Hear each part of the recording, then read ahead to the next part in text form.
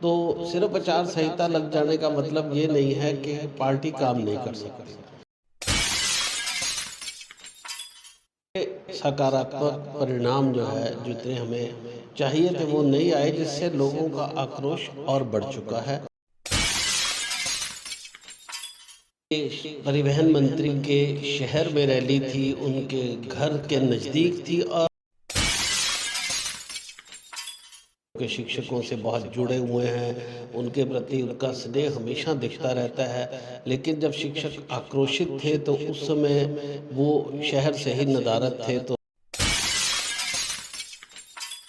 पर cabinet minister होते हैं, उनकी एक जिम्मेदारी बनती है और इसीलिए इनको पद दिए जाते हैं कि ये लोगों की समस्याएं हैं उनका निवारण करें। तो उन्होंने निवारण नहीं किया। ये सारे शिक्षकों में एक संदेश गया है और शिक्षक इसका हिसाब किताब लगाने की तैयारी कर रहे हैं। और ये नारा बिल्कुल बेमानी लगता है, हरियाणा एक, हरियाणवी एक, सबका साथ, सबका विकास। तो भाई इससे फिर टैक्स किस चीज़ का वसूल किया जा रहा है? दूसरी तरफ हैप्पी कार्ड बांटे जा रहे हैं, यहाँ बच्चों को सैड किया जा रहा है। ये कैसा विकास है, कैसा नारा है? नमस्कार दोस्तों, अम्बाला कवरेज देख रहे हैं आप और मैं आपके साथ शिल्पी कंबोज।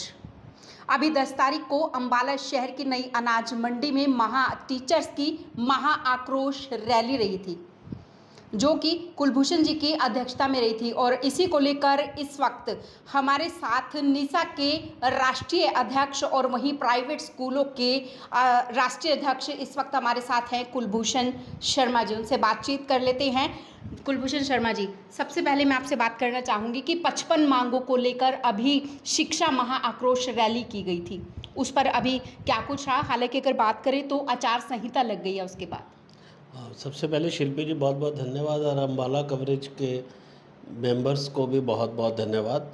तो जैसे आपने कहा कि महाआक्रोश रैली हुई और आप भी उस पे उपस्थित थे सभी लोग, तो आपने देखा होगा गैर राजनीतिक ये शायद हरियाणा की सबसे बड़ी रैली थी, जिसमें 15,000 से भी ज़्यादा संख्या में लोग उपस्थित हुए और उसके बाद आचार संहिता भी लगी।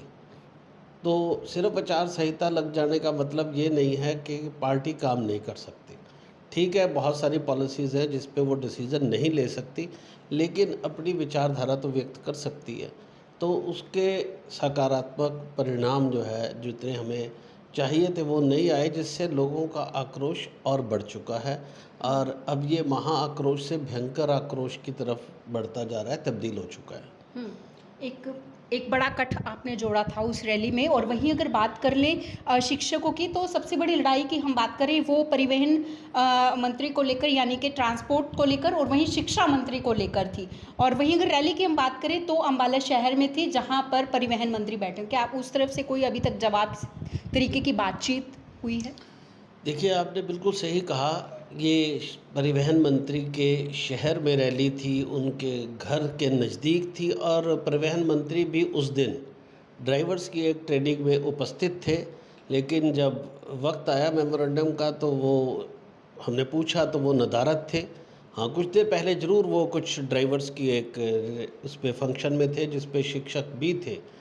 तो उन पर जो आपने कहा कोई असर पड़ा, तो मुझे नहीं लगता कि कोई असर पड़ा। शायद क्यों नहीं पड़ा, इसका उत्तर तो वो बहुत बेहतर दे सकते हैं, क्योंकि शिक्षकों से बहुत जुड़े हुए हैं, उनके प्रति उनका स्नेह हमेशा दिखता रहता है। लेकिन जब शिक्षक आक्रोशित थे तो उस समय वो शहर से ही नदारद थे, तो ये और भी शिक्षकों को अच्छा नहीं लगा। हम भी चाहते थे कि जाकर उनको मेमोरेंडम दिया जाए, क्योंकि हमारी बहुत सारी मांगें परिवहन से जुड़ी हुई थी। तो और बहुत बड़ी मांगें नहीं थी। अगर वो चाहते तो उनका निवारण हो सकता था और आक्रोश में कहीं न कहीं जो उबाल था, उस पे छींटे मारने का काम हो सकता था। मुझे लगता है शायद वो चाहते हैं कि शिक्षक आक्रोशित ही रहें, उनको परवाह ही नहीं है शिक्षकों की। अभी आपने कहा कि छींटे मारने का काम किया गया और शिक्षक आक्रोशित ही रहे। क्या, क्योंकि बड़ा कट जोड़ा गया था उस वक्त, आपकी तरफ से बड़ा कट जोड़ा था, क्या आगे भी अब ये और बड़ा, इससे भी बड़ा कट रहेगा? क्या आगे भी इस तरीके की रैली हो पाएगी? देखिए, ये एक तो जो इकट्ठ था, ये किसी को बहला-फुसला के नहीं लाया गया था, पैसा देकर नहीं लाया गया था, ज़बरदस्ती नहीं लाया गया था। ये सभी शिक्षक अपनी मर्ज़ी से हरियाणा के दूर के कोने कोने से, लास्ट कोना पड़ता है अम्बाला, वहाँ तक पहुँचे थे। बरसात थी, बहुत सारे व्यवधानों को पार करते हुए, यानी उनके मन में एक आक्रोश भी था और ये भी था कि वहाँ पर बड़े कदावर नेता ट्रांसपोर्ट मिनिस्टर बैठे हैं, तो वो इस बात को गौर करेंगे कि जो ट्रांसपोर्ट की जायज़ मांगे हैं वो मानेंगे। जैसे रोड टैक्स की बात थी, पैसेंजर टैक्स की बात थी, 20 रुपये सीट पैसेंजर टैक्स लगा हुआ है। ट्रांसपोर्ट मिनिस्टर ने जिनकी वोट बन गई है, 18 साल के करीब जो बच्चे वोटर हैं, उनके लिए हैप्पी कार्ड दिया, लेकिन जो बच्चे जिनकी वोट नहीं है उनको कुछ नहीं दिया। तो इसका मतलब वो उन बच्चों के प्रति संवेदनशील नहीं थे। लेकिन मैं उनको ये कहना चाहता हूँ, बच्चों की वोट नहीं थी, बच्चों के माँ बाप की वोट ज़रूर है, बच्चों के बड़े भाई की वोट ज़रूर है, परिवार की वोट ज़रूर है। तो इस तरह की जो वोट की राजनीति की जा रही है और बच्चों की अनदेखी की जा रही है, उनके माँ बाप भी सारी चीज़ों को देख रहे हैं। तो ये एक सामूहिक जिम्मेदारी भी थी कि जहाँ पर कैबिनेट मिनिस्टर होते हैं, उनकी एक जिम्मेदारी बनती है और इसीलिए इनको पद दिए जाते हैं कि ये लोगों की समस्याएं हैं उनका निवारण करें। तो उन्होंने निवारण नहीं किया। ये सारे शिक्षकों में एक संदेश गया है और शिक्षक इसका हिसाब किताब लगाने की तैयारी कर रहे हैं। कुलभूषण जी, सबका साथ सबका विकास की बात कही जा रही है, कितना सहमत हो इससे आप? देखिए, मैं तो बिल्कुल इससे सहमत नहीं हूँ और मैंने अभी एक नारा दिया है, भेदभाव रहित हरियाणा, सबका साथ सबका विकास। तो उसमें प्राइवेट स्कूल के बच्चों का विकास कहाँ गया? 50% से ज़्यादा, 60% के करीब बच्चे प्राइवेट स्कूल में पढ़ते हैं, उनके विकास की कहीं बात ही नहीं है। उनको इग्नोर किया जा रहा है। शायद इनको उनके अभिभावकों की भी वोट नहीं चाहिए और ये नारा बिल्कुल बेमानी लगता है, हरियाणा एक, हरियाणवी एक, सबका साथ सबका विकास। तो भाई, इनसे फिर टैक्स किस चीज़ का वसूल किया जा रहा है? दूसरी तरफ हैप्पी कार्ड बांटे जा रहे हैं, यहाँ बच्चों को सैड किया जा रहा है। ये कैसा विकास है, कैसा नारा है? मैं इससे बिल्कुल सहमत नहीं हूँ। हमारे शिक्षक भी सहमत नहीं हैं और प्राइवेट स्कूल के अभिभावक भी सुन ले कि उनको भी सहमत नहीं होना चाहिए कि उनके बच्चों के साथ ये भेदभाव क्यों। भेदभाव रहित हरियाणा होना चाहिए और अगर ये भेदभाव नहीं करते हैं तो तुरंत अभी भी ऐलान करें कि हमारी सरकार आएगी, हम रोडवेज का जो इसका पैसेंजर टैक्स है वो माफ़ करेंगे और जो और भी भेदभाव किया जा रहा है उसको ख़त्म करेंगे। कुलभूषण जी, रोकना चाहूँगी, मतलब किस तरीके का भेदभाव आप कह रहे हैं कि बच्चों के साथ किया गया?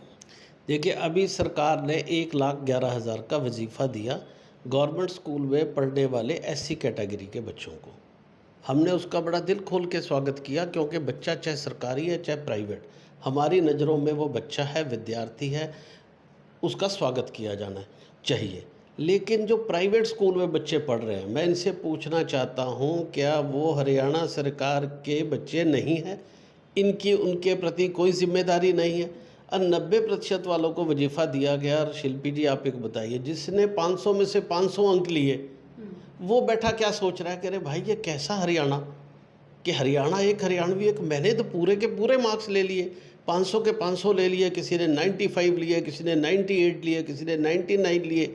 हजारों विद्यार्थी हैं ये, वो अपने आप को ठगा हुआ महसूस कर रहे हैं। ये किस तरह की बंदर बांट बच्चों में? अरे बच्चों में तो कोई भी बंदर बांट सोच ही नहीं सकता। ये तो एक तरह से मैं कहता हूँ अन्याय के अलावा महापाप है कि आपने बच्चों में बंदर बांट कर दी, कि सरकारी और प्राइवेट में बच्चों को बांट दिया। जो प्राइवेट में आ गया, क्या वो SC कैटेगरी का बच्चा हकदार नहीं था? या जो BC कैटेगरी के बच्चे थे वो हकदार नहीं थे? या जर्नल के बच्चों ने, जिन्होंने 500 में से 500 ले लिए, वो हकदार नहीं थे? ये कैसी बंदर बांट की गई? हर आदमी को इनको जवाब देना होगा। मुख्यमंत्री जी भी अपना जवाब तैयार रखें कि वो लोगों को जाकर बताएं कि ये आपने किस तरीके से इसका जो है कैटेगरीज बनाई, कैसे चुनाव किया। और मैं अपने मंत्रियों को भी कहता हूं कि जो मंत्री हैं, शिक्षा मंत्री हैं, परिवहन मंत्री, जो दूसरे मंत्री हैं, उनकी भी सामूहिक जिम्मेदारी, वो भी इसका जवाब तैयार रखें कि प्राइवेट स्कूलों के बच्चों के अभिभावकों को अब चुनाव के दौरान जवाब दें कि उनके बच्चों को इन्होंने क्यों नहीं वो स्कॉलरशिप्स दिए। चुनाव के जिस तरीके से अभी आपने एक शब्द यूज़ किया, अब चुनाव हैं, तो अब वहीं आप जिस तरीके से प्राइवेट स्कूलों के अध्यक्ष भी हैं, तो अगर बात कर लें, अब स्टाफ काफ़ी है प्राइवेट स्कूलों की, अगर हम बात कर लें, उसमें किस तरीके का रहेगा? क्या वाकई में प्राइवेट स्कूल और जो सरकारी स्कूल है, क्या वाकई में उसमें एकाएक रहेगा? देखिए, स्कूल सब एक है, हमने कभी स्कूलों में भेदभाव नहीं किया। ये सरकार का काम है कि भेदभाव ना करना, लेकिन वो कर रही है भेदभाव। उन्होंने प्राइवेट स्कूल के शिक्षकों के साथ भी भेदभाव किया। जब अवार्ड्स देने की बात आती है तो प्राइवेट स्कूलों के शिक्षकों को इग्नोर किया जाता है। इसके लिए भी हम लड़ाई लड़ रहे हैं कि प्राइवेट स्कूल के शिक्षकों को इग्नोर नहीं करना चाहिए। और जब सेफ्टी की बात आती है, कोई दुर्घटना हो जाती है, तो अगर गवर्नमेंट स्कूल में दुर्घटना होती है तो सरकार बचाने में लगती है, और प्राइवेट स्कूल में दुर्घटना होती है तो प्रिंसिपल और टीचर्स पे कार्रवाई करने को लगती है। तो ये जो भेदभाव शिक्षकों और प्रिंसिपल्स के साथ भी हो रहा है, सब देख रहे हैं। ये जनता है सर, सब कुछ जानती है। अब उसका वक्त है, वो इस भेदभाव को बर्दाश्त नहीं करेगी, और भेदभाव रहित हरियाणा बनवाने में पूरे शिक्षक एकजुट होंगे और सरकार को ये दिखा देंगे कि जो आपने गलतियां की हैं, आप या तो अभी बयान देके सुधर जाइए, अदरवाइज शिक्षक बच्चों को भी सुधारता है, तो ये बच्चों से जो नेता बन गए हैं उनको भी सुधारना हम जानते हैं। चुनाव में असर दिखाई देगा इस चीज़ का, जो आक्रोश की बात आप कर रहे हैं? 101% इसका असर दिखाई देगा। हमारी हर कॉन्स्टिट्यूंसी में 15 से 20 हज़ार से ऊपर वोट्स हैं, तो इसका असर दिखना तो अवश्यम भावी है। और जिस तरह का निष्ठुरपन इन्होंने अपनाया हुआ है, अब शिक्षक भी निष्ठुर हो जाएगा, कोई बात नहीं। उनके अभिभावक भी निष्ठुर होंगे जिनके बच्चों के साथ भेदभाव किया जा रहा है, और इसका परिणाम इस चुनाव में 100% दिखाई देगा। शिल्पा जी,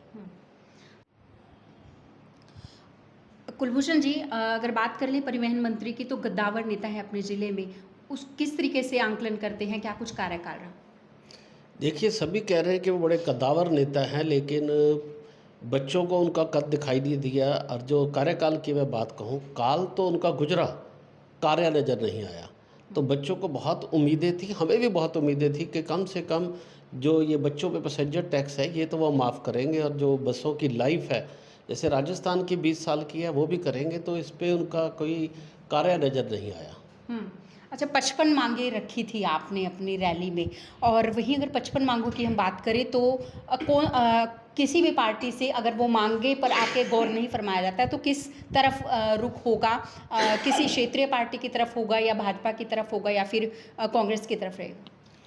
देखिए, हमने स्पष्ट, भारतीय जनता पार्टी की सरकार थी और अभी भी है, और कुछ मांगे अभी भी वो कर सकती है। जैसे 134 का हमारा पैसा पेंडिंग है, और उसको पहले इन्होंने ट्रेजरी में भेजकर उसको लैप्स करवा दिया था। अब उसको जो है ऑडिट में भेजकर लैप्स करने की तैयारी हो रही है, जिस पे आचार संहिता का कोई रोल नहीं है। अगर वो पैसा नहीं आया और इस बार भी हमारे साथ ये हेराफेरी की गई, तो इसका खमियाजा भी उनको भुगतना पड़ेगा। हम चाहते हैं कि ये काम तो वो उनको करना ही चाहिए, ईमानदारी से करना चाहिए। और अगर वो कहते हैं कि हम दूसरी बातें भी मानने को तैयार हैं, तो उसका फिर विश्लेषण जो है प्राइवेट स्कूल करेंगे। और जो पार्टी हमारी बातों को कहेगी कि प्राइवेट स्कूलों की बातों पर हम ध्यान देंगे, या ये कहेगी कि जैसे पहले कांग्रेस ने रिव्यू कमेटी बनाई थी कि हम एक कमेटी बनाएंगे, और हर 6 महीने, हमारी इस सरकार से भी मांग थी पहले कि हर 6 महीने में मीटिंग्स होनी चाहिए रेगुलर, ताकि जो है जो 55 मांगे हैं वो धीरे धीरे ख़त्म हो। तो जो भी पार्टी हमारी इन बातों को मानेगी, मैनिफेस्टो में डालेगी, हमारा रुख उसी की तरफ होगा। और जो मैं एक और स्पष्ट बात कहना चाहूँ कि भाजपा के पास समय बहुत कम है। मैनिफेस्टो की अभी आपने बात की है, तो आपको नहीं लगता कुलभूषण जी कि 55 मांगे मैनिफेस्टो में जाना क्या वाकई में सही रहेगा? मतलब मेन आपकी क्या मांगे, प्रमुख मांगे आपकी क्या रहेंगी? देखिए, भाजपा ने तो पहले भी, जो मैं कहूँ कि मैनिफेस्टो में रखा था कि पहली कलम से सारे काम कर देंगे, वो कलम चली नहीं, तो जिससे विश्वास पूरा टूटा हुआ है। अब रही 55 मांगों की बात, तो वो शिक्षा, सुरक्षा और सम्मान पे है। जैसे हमने कहा 134 का पैसा दे, बसों से संबंधित है, बसों की लाइफ को जो है बढ़ाया जाए, जो कोविड के दौरान जो 2 साल का पीरियड है वो दिया जाए, पैसेंजर टैक्स ख़त्म किया जाए। इसी प्रकार बहुत सारी और मांगे, नियमों का सरलीकरण करके स्कूलों को मान्यताएँ दी जाए, ये हर साल उन पर तलवार ना लटकी रहे। ऐसे बिल्डिंग सेफ्टी सर्टिफिकेट है वो 10 साल का किया जाए। इस तरह की बहुत सारी मांगे हैं। स्कूलों की जो SLC है उसको वैलिड किया जाए। 9वीं से 12वीं का आज तक हमें एक पैसा नहीं दिया गया, उसकी सरकार घोषणा करे, जो भी पार्टी घोषणा करे कि हमारा रुख उसकी तरफ होगा। आपकी रैली रही, महाआक्रोश रैली रही, और उसके 4 दिन के बाद आचार संहिता लगी। क्या उस बीच, क्योंकि किसी को नहीं पता था कि इतनी जल्दी आचार संहिता लग जाएगी, क्या उस बीच किसी से कोई संपर्क, यानी कि सरकारी नुमाइंदे से किसी से, या फिर किसी नेता मंत्री ने किसी से बातचीत हुई आपकी? देखिए, 9 तारीख का एक निमंत्रण जो है लोगों के थ्रू आया था कि अभी मुख्यमंत्री जी बुला रहे हैं, तो हमने ये कहा था कि 9 ही क्यों, 11 क्यों नहीं, क्योंकि 10 को हमारी रैली है, तो रैली को एक तरह से कमज़ोर करने के लिए 9 तारीख को जो बुलाया गया था। और उसके बाद कोई सीधा निमंत्रण नहीं आया, लेकिन 5 तारीख को भी हमारी एक मीटिंग जो है चीफ प्रिंसिपल सेक्रेटरी खुल्लर साहब के साथ हुई थी, जिसमें कुछ मुद्दे हमने उठाए थे, जिस पर सरकार ने फाइल चलाई। लेकिन अब कहा जा रहा है कि आचार संहिता लग गई, तो एक तरह से वो जो है बातों को गोल-मोल करने का जो है वो उन्होंने काम किया।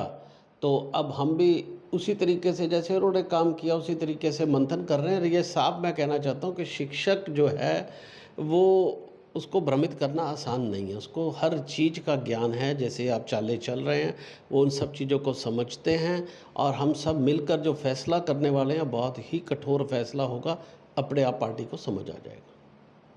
तो ये थे हमारे साथ कुलभूषण शर्मा जी, जो कि राष्ट्रीय अध्यक्ष हैं निसा से, और वहीं प्राइवेट स्कूलों के भी ये अध्यक्ष हैं। अब चुनाव हैं, और जिस तरीके से आक्रोश रैली की गई थी 10 तारीख को, 20 दिन गुजर गए हैं, लेकिन अभी तक कुछ भी हालात सुधरने जो है सामने नहीं आई है। वहीं अगर बात कर लें तो अब चुनाव में इसका असर दिखाई देगा, साफ तौर पर कहा गया है।